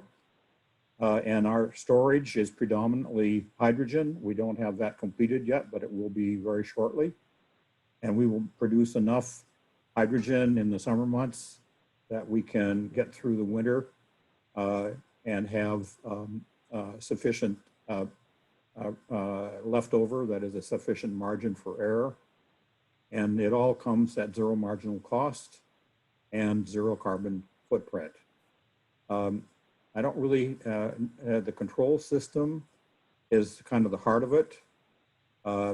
We have 20 distributed energy resources that are controlled by Jorge's Gila Technologies controller, which he'll speak about in a minute. And I think I don't need to say anything more. I think it can be turned over to Jorge. Terrific. Thank you, Mac. Jorge Elizondo, is a microgrid engineer and co-founder of Gila Technologies. Jorge has developed microgrids across the country, including the one at Stone Edge Farm, and will speak to lessons learned and other considerations. Take it away, Jorge. Thank you, Jana, for the introduction. Can you hear me well? Yes. Perfect. Excellent. So I'm going to be talking about, the 24 microgrid dovetailing and what Mac just described. So if we can go to the next slide. So Storage Farm is a very special project because not only a microgrid, it has a full vision of sustainability encompassing food, water, and energy. And it's in a beautiful place in Sonoma. So it's a very special kind of project. If you go to the next slide. In the energy aspect, it's also not a typical microgrid because Storage Farm was built as a living laboratory. So we wanted to test a lot of different technologies and manufacturers, as you can see the list here on the left. Importantly, no diesel. A lot of people have been talking about diesel. One important mandate that we had was let's not put any diesel and try to figure out how to deal with this. But we have tested a lot of different types of battery systems, including flow cells, lithium-ion, other technologies. We have also used hydrogen systems, and this is just to, we identify some gaps in the technology of what we needed to achieve long-term sustainability and bridging the gap for seasonal energy storage, and we are doing that through hydrogen. We also wanted to avoid stranded assets. I think that's one of the main problems with microgrids, and I've seen a lot of projects like this, and Jana mentioned this, is a lot of the microgrids don't perform as expected, and that's a big problem for the economics of the project, right? We also control loads, and loads is a very important aspect of it. When you're designing a microgrid, if you can reduce your consumption, that has a lot of impact on the economics. So a lot of people try to oversize the solar and put a lot of batteries, but if you can just reduce consumption, your numbers look much better from the start. And on the right side, you have the capabilities of the system that are related to the control, and that's the part where I get related, that I work more. And the key concept here is value stacking, right? So we can be connected to the grid and do some economic dispatch, so we have savings in the energy. We could provide ancillary services. We have the full capabilities to do that. We don't do that because, interconnection problems. But we can also island and reconnect seamlessly. And that's very important because that drives the resiliency. If you go to the next slide. So resiliency has been key in this project. We have operated, 24/7 off the grid for the last 6 months, and during the PSPS events of 2017, blackouts in 2017 and 18, and PSPS in 2019, we were off the grid providing value not only to the 3 houses inside the microgrid, but also to the neighbors because, they were going there to store food, to get water because this area gets water from wells, and to recharge EV cars. So if you can go to the final slide. And we have learned a lot of lessons from here. The first one is that in our experience, modularity of microgrids is key. So I see a lot of projects that, they have a fixed design and that's the only way you can do it. But if you can grow your microgrid over time, you can reduce upfront costs and you reduce the stranded time for equipment. If you have the buyer's vendor ecosystem, it also reduces costs because that drives competition. And one of our challenges was actually interconnection. That's why we ended up going off the grid. But if we can simplify the interconnection processes, I don't have to talk about that. It could be, we could drive innovation much more. Thank you. Thank you, Jorge. So thank you to all the panelists for those great presentations. We'll now turn to the commissioners and executive leadership for questions. Okay, well, yet another set of intriguing and interesting presentations. Let me ask our panelists, Kieran, Juan, Mac, and Jorge, please turn back on your cameras for the discussion, and also my fellow Dias mates, please turn on your cameras for the discussion. I always have a whole list of questions, but let me pause and see if one of the other commissioners has questions that they'd like to ask. Yes, Commissioner Sharoma, please. All right, thank you. So I also want to do another shout out for another workshop that the CPUC team plans to hold also in August, and that is overall, for our Track 2 proceeding, which for some of the issues and recommendations brought up by some of the speakers, it'll provide another opportunity to give us your viewpoints, ideas, and so forth. So there's that. My question is one of those public-private partnerships. For anyone who wants to answer this, is there a role for entities like the CPUC, the Energy Commission, to play in catalyzing private capital for funding of microgrid projects? You know, maybe it is insofar as providing, you know, regulatory certainty, but does anybody have ideas on, you know, on that sort of role? Commissioner? Yeah, I think look, I think one way, and you know, in some of the grants that are issued, right? If you take, we spoke about fire stations, right? I think there's ways that you can package up those grants to where they're not for one specific, but maybe for a fleet, right? And if you have in a particular county or whatever the right jurisdiction is, if the grant could be targeted as a fleet, then you have a much more interesting and substantial investment package that could be deployed, right? I think that's an example of something. I think some of the rules in terms of multiple party ownership, rights of way, you know, removing some of those barriers, I think are also other accelerators that can be done. The rules and regulations around a jurisdiction, a municipality's ability to procure an energy as service solution and to be able to contract that is another. I would add, Commissioner, that there's other tools potentially in the state's toolbox, right, that the CPUC could be working with. I'm thinking of the infrastructure bank, you know, potential wrappers, investment incentives as well. I also think that, you know, first loss protection could be important here for some of these infrastructure deals, and that's where the state could step in. Last, you know, I think the California Earthquake Authority, if I recall, you know, was set up as in response to insurance companies, you know, with earthquake. Could we be expanding the powers there to think about microgrids and more resilient infrastructure as well, so the insurance question can also be answered?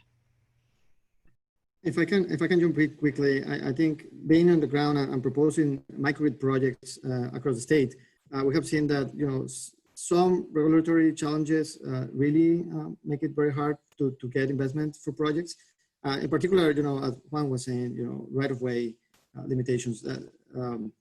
That's if we could just interconnect several projects together, I think the economics will look much better. But there's a lot of limitations to be able to do that.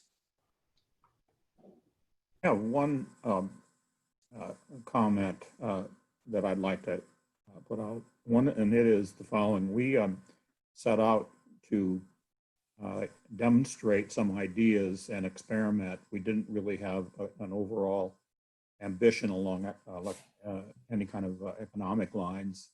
We also wanted to be a teaching place. We've had 68 interns from 14 universities across the nation be here for 3 to 6 months each and learn about what we're doing. So we've restricted none of the intellectual property, and we have tried a whole wide variety of things. And I think the crucial conclusion I come to is that in all things that are said and done, hydrogen is going to be the crucial component of energy production and storage. Thank you. Thank you, everyone. Yeah, that's fantastic. This is Janaea Scott. I had a follow-up question for you on the hydrogen, and just if we could hear a little bit more about hydrogen and how it's integrated into your microgrid. And Jorge, both you and Mac mentioned it a little bit in your microgrid, but I'd love to hear a little bit more details. Go ahead, Jorge. Sure.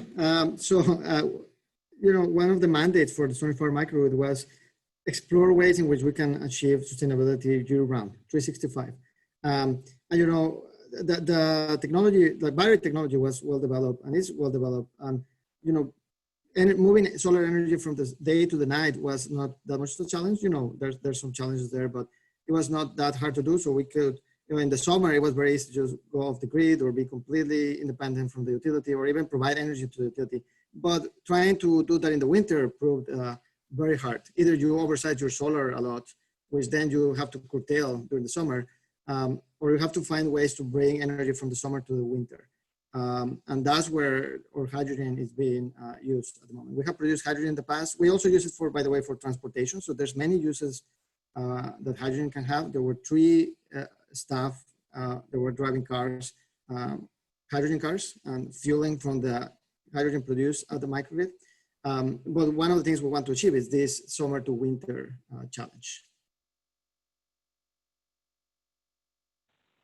Great, that's really helpful to know. I wondered, I saw that you had the fueling, and I wondered if it was also going into some of the hydrogen cars. A follow-up question I had for Kieran was on the insurance. So you mentioned that it's been a little bit of a challenge to get the insurance for the connected community, and could you tell us a little bit more about that? Yes, and I should preface, you can get insurance for almost everything, right? It comes down to the cost and the economics and whether or not it can pencil out. And because we're focused on a low to moderate income neighborhood in West Oakland, one of our challenges is we want the payments to be at or lower than what is currently being borne today by the neighborhood. And so one of the issues that we've come across is with insurance costs being very high, are there other vehicles or other business models we should be looking at, right, to kind of make the insurance pencil out?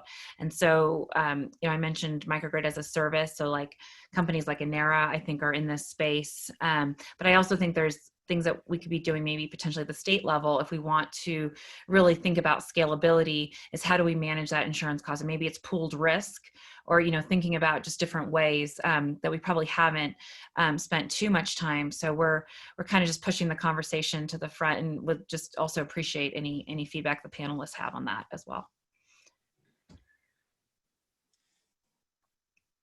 I think that's a very good point. I think insurance it's a challenge, and I think we'll have to be tied to performance warranties and safety standards and things like that.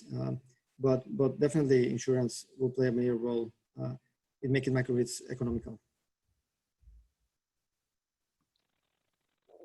Thank you. That Commissioner Sharoma had another question as well? No, I just wanted to say that one of our microgrid team members at the CPUC interned at Mac's Stone Edge Farm. And then also we had a chance to tour with Mac and Jorge. And as Mac says, all are welcome. Of course, we are in the COVID environment now, so this all happened, but pre-COVID. I do thank Mac and Jorge for that opportunity.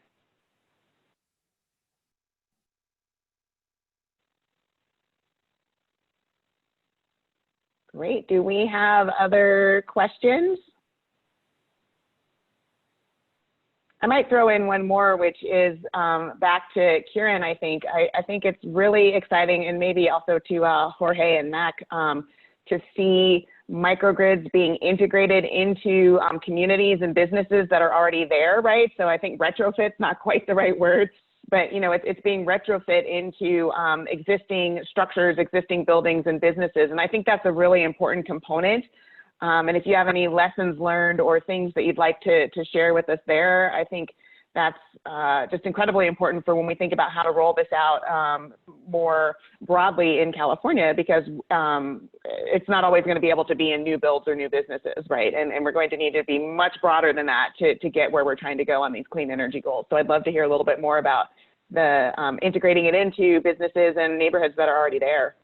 Yeah, no, thanks for bringing that point up. I mean, we, in the Bay Area particularly, we have a lot of old housing stock, and it's inefficient from an energy perspective. And so being able to tackle like this issue, and if we can, create close to a net zero neighborhood, then I think we can take those technologies and those learnings and apply them more broadly. But I agree that we are talking about, climate with existing buildings, and that's the challenge. I think part of the opportunity here for all of us to really think through, what are the building code changes, right? What are the zoning codes? Like, are there ways that we can pull regulatory levers to make this more seamless and more economical at the same time? And so when I talked about the governance structure, that's one way to be thinking about it, you know, with these community trusts, if you will, can also produce community ownership of an asset. And I think that's another piece of this that we could probably get into in a different conversation.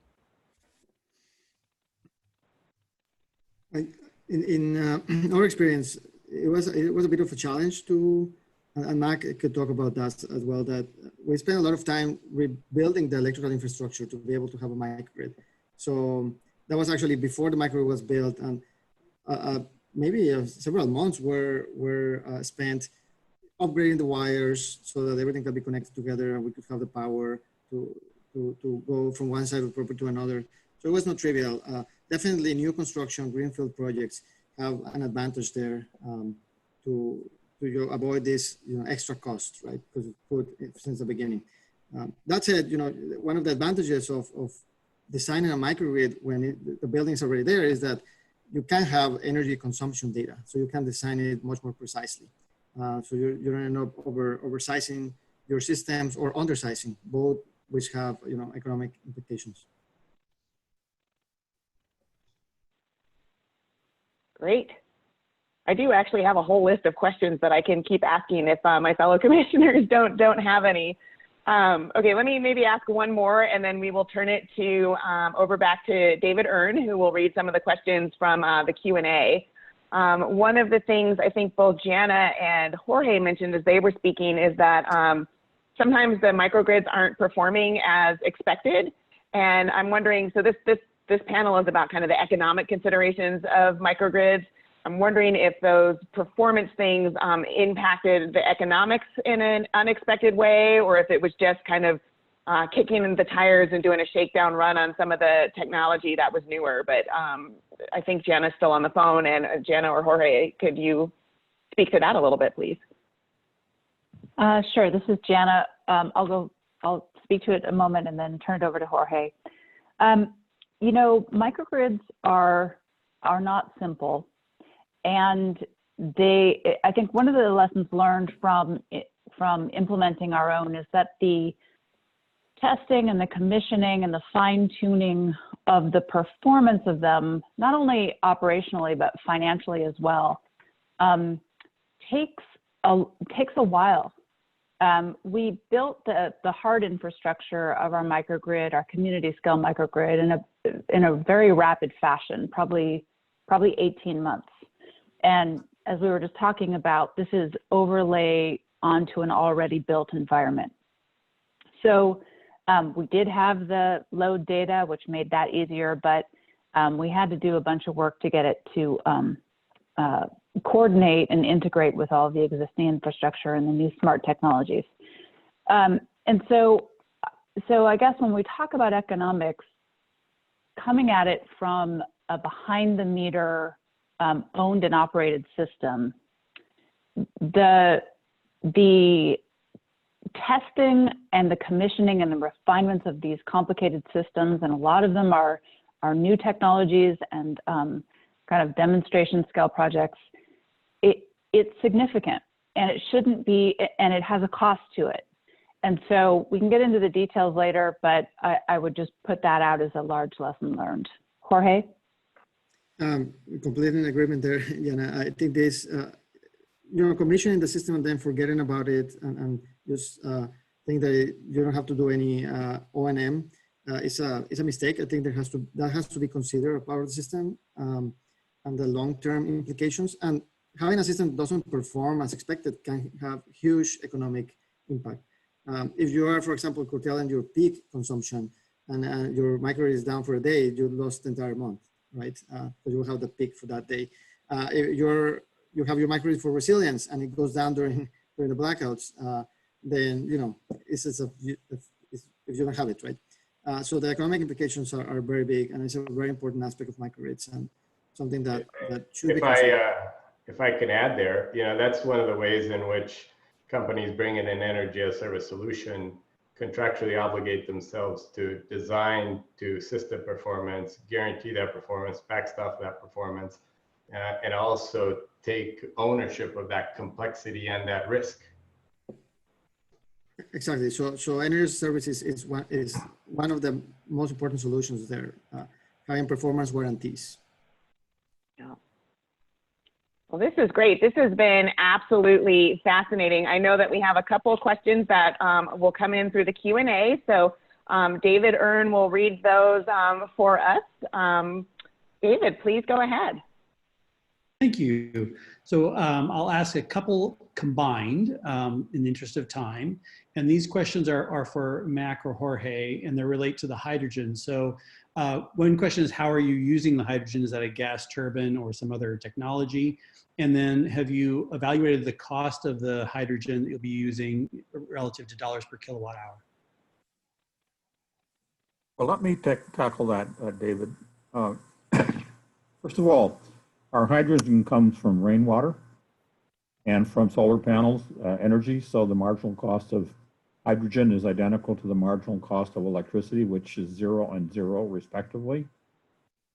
The hydrogen also has a very big benefit in terms of storage. We can store an awful lot more energy in the form of hydrogen than we can in the form of batteries. We do have, of course, a lot of batteries too. I think we have about a dozen different batteries, but they're mostly buffers with a couple of exceptions. So the real key to hydrogen is its cost and its ability to be stored for an indefinite period in large quantities. 400 or 500 kilograms is a pretty easy arrangement at 3,000 PSI.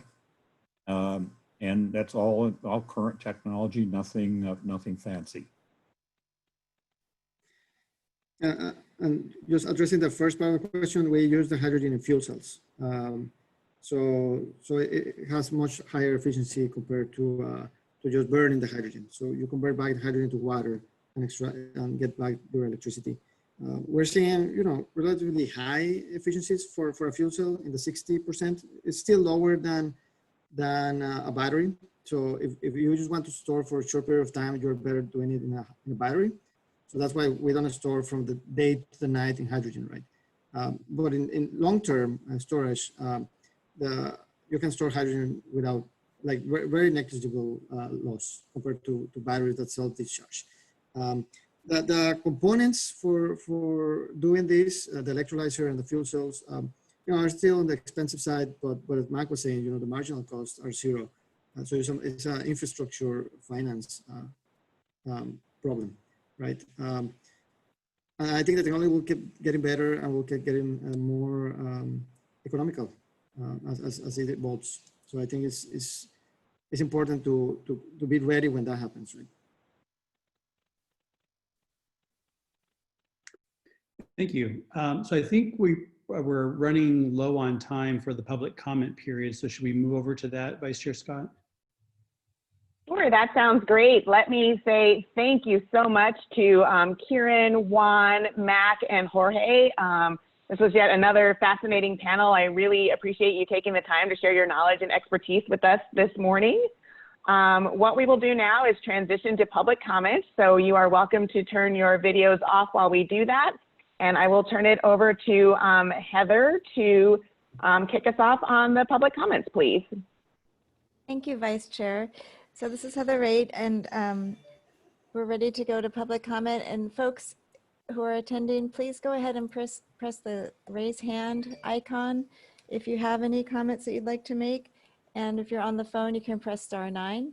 And we have Rosemary Avalos from the Public Advisor's Office with us today to help go through those comments. So go ahead, Rosemary. Okay, thank you, Heather. I will first call on folks using the raise hand feature in Zoom. Alan Shore, your line is open. Unmute yourself, please.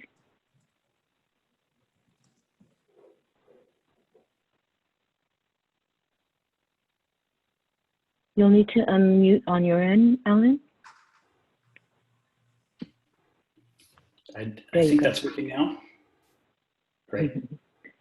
Good morning. My name is please, Alan. It's ALLANSCHURR from Enchanted Rock. Thank you very much for the opportunity to provide comments in the IEPR workshop today. I actually started my career as a CEC intern many years ago, so it's great to address you on this subject. My comments are intended to shed some light on readily available alternatives to diesel backup generators that are cleaner and quieter, as Commissioner Hochschild described on Tuesday, and that can be cost effectively scaled today to address several of California's energy challenges simultaneously, especially resiliency. We are a developer, owner, and operator of resiliency microgrids for the last 10 years. We provide them under an as-a-service model, much like Juan was describing. And we have approximately 400 microgrids at nearly 200 sites, all operating today in island and grid synchronous mode, the longest operated in island mode for about 49 consecutive days. These are ultra clean commercial systems using 100% private capital to support hospitals, colleges, water pumping, grocery, manufacturing facilities. I think businesses that would be considered critical infrastructure today. Our experience led us to enter the California market last year, where we know we can provide the same kind of approach and reduce the growing risk of outages due to PSPS events, which, as was mentioned on Tuesday, can last up to 5 days and definitely have an impact on the health and safety of millions of Californians. And of course, the pandemic only makes this worse. We're engaged already in commercial activities in the state, and we're a party in the CPUC microgrid proceeding, which we intend to continue to do so in Track 2 and elsewhere, because our unique business model can reduce the proliferation of diesel backup generators, the subject of so much discussion that we raised today, and simultaneously address the looming shortage of long duration resource adequacy. And it's this combination that makes the business model unique. But there are multiple state energy policies that can be improved, which in some cases, they create a disincentive to adopting cleaner and more affordable long duration resiliency solutions. For example, for mission critical facilities like data centers, current state policies make diesel backup generators the obvious default for on-site resiliency. As many know, in Silicon Valley, there's nearly 1,000 megawatts of new diesel generators planned from major providers like Amazon and Microsoft, and most are on the CEC docket itself for small power plant exemptions. Most of these, even in emergency use only, still required testing and operation that emit significantly more local air pollutants in the surrounding communities. Another example, of course, is wildfire risk mitigation. Even after accounting for all the wire solutions like vegetation management and undergrounding, utilities will still rely on PSPS events for years to come to reduce the risk of ignition. But to address PSPS resiliency, microgrid solutions could provide long duration power outage protection for even entire communities. But they are stymied by current policies that result in significant generator purchase of diesel units or rentals by utilities, large businesses, and even small gasoline generators purchased by individual households. These circumstances could be addressed by much cleaner resiliency. Mr. Scher, this is Vice Chair Scott. We have a 3-minute limit for our comments, but if you could please submit this excellent information to us also in writing to our docket, we will make sure to read it all through. Thank you so very much. I'll do so. Okay, thank you, Vice Chair. The next commenter is Claire Brome. Please state your name and affiliation for the record. Also spell your first and last name after you unmute yourself. And go ahead. Thanks, commissioners and public advocate. My name is Claire Broome, CLAIRE BROOME. I participate as a representative for 350 Bay Area at the Public Utility Commission. I'm an adjunct professor of public health. My comment is that the panel is designed to address the economics of microgrids And I was struck that there was no mention of the major economic benefit to the grid of avoiding long distance transmission costs. So microgrids, in addition to being wonderful for resiliency, are inherently local facilities established on the distribution grid. Therefore, they do not need to increase, in fact, they reduce burden on the long distance transmission system. If you use the transmission access charge as a measure for that, that means power that is generated and exported for load outside the grid is 2 to 3 cents per kilowatt hour cheaper than power which needs to use the long distance transmission grid. Secondly, as the PUC considers costs, at this point, there's no explicit value for resilience. So I would suggest that as we move toward more production level microgrids, we need to explicitly value resilience, and there's various approaches to that. Finally, I think all of us are aware of the technical challenges, but I'm really pleased that the panelists highlighted the regulatory challenges. And I think the CPUC, I hope Commissioner Shiroma and others will own the potential that the CPUC could pay real attention to flexibility. You have heard that there are problems with interconnection, which I know the proceedings has on the agenda. But the over-the-fence rule and the departing load charge are also major issues. Now, much of your regulation pays attention to keeping the utilities whole, the investor-owned utilities. I think it's really time to put at least equal value on attention to the environment, to resilience for our communities, and to having a power system which is focused on distributed generation and clean renewable energy. So I look forward to your creativity and flexibility. Thank you very much. Thank you, Ms. Boone. And the next commenter, Chuck Rosell. Your line is open. You may, there you go. Yeah, my name is Chuck Rosell, C-H-U-C-K-R-O-S-S-E-L-L-E. I represent myself as a member of the California Alliance for Community Energy. My comment is phase one of the 1339 proceeding addressed the emergency needs for microgrids, and that led to a series of utility-driven top-down planning and implementation projects. These projects address critical PSPS concerns, but did create some concerns for local counties, Napa and Sonoma in particular. Today and Tuesday have highlighted the importance of early planning and identification for shovel-ready projects. It seems like several of these projects that have been presented today demonstrate a successful model by integrating municipal and utility resources coupled with university and CCA resources where available to create fully capable local planning and management capability. I believe we are missing an opportunity by not putting more effort and resource into supporting the development of standalone local capability for organizing, managing, locating, integrating, and planning the critical municipal and commercial microgrid facilities which are necessary for the future. I'd appreciate any response if anybody believes it's appropriate. Thank you very much. Thank you, Mr. Rosal. Okay, we'll move on to Mehdi Ganji. You may need to unmute. There you are.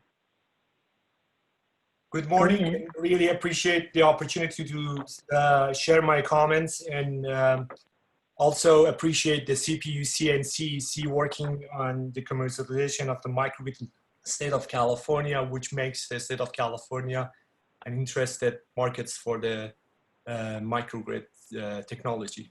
What I would like to share with you guys is we cannot ignore the role of utilities as an entity who is supposed to reliably, cost effectively, and safely operating the power grid in developing microgrids and not even considering their communication and control requirements. At the same time, developing a microgrid business model is challenging at this point, unless we don't offer granular resilience and microgrid incentives and rebates. Building a microgrid is not going to be cost effective. As a result, we can use this resilience and microgrid incentives and rebates as a tool to make a business case for microgrid, at the same time helping utilities communication and control requirements to be met. So it's going to be a win-win situation for both parties, utilities and microgrid developers, owner and operators. Thank you. Thank you, Mr. Ganji. And I'd like to remind phone users to use dial *9 to raise your hand and *6 to mute and unmute your line. Are there any other commenters? Please raise your hand.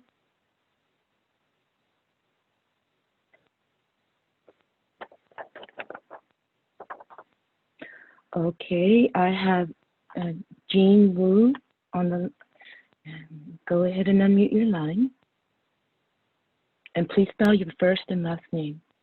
Hi, I'm sorry. I'm just making a comment that we didn't get the spelling or the organization for the last speaker. My spelling is Jeanwoo, and I work for Custom Power Solar. Okay, thank you. Okay.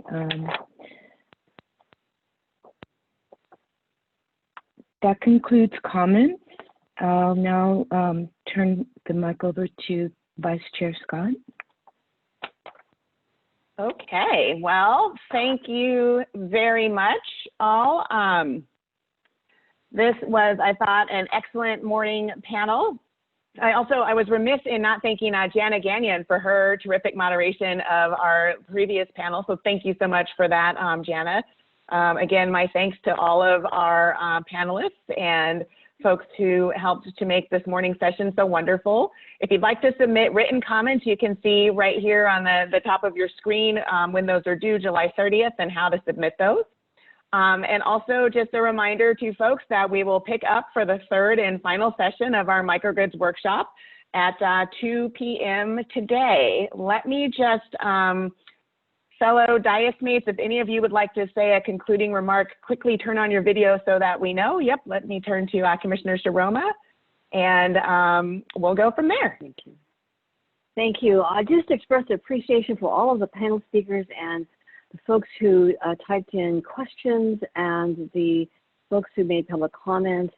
And I just wanted to say, you know, in our CPUC proceedings, departing load isn't about keeping the utilities whole, because after all, the Commission has general rate cases and we've approved budgets for the IOUs that they are using. It's about the customers who remain behind, who aren't able to leave, who aren't able to garner the benefits of a microgrid or what have you. And so we're constantly looking at balancing how customers' bills are handled. And a lot of the customers who cannot leave, many of them are from low-income communities. So I just wanted to clarify that. Thank you. Look forward to this afternoon's workshop. Thank you so much. And I see Chair Hochschild as well. No comments, just wanted to thank all the stakeholders and staff. That was terrific. Excellent. So this part of our day is adjourned. I will see you all at 2 p.m. for the residential microgrids and emerging microgrid technology. Thanks so much, everybody. See you at 2 o'clock.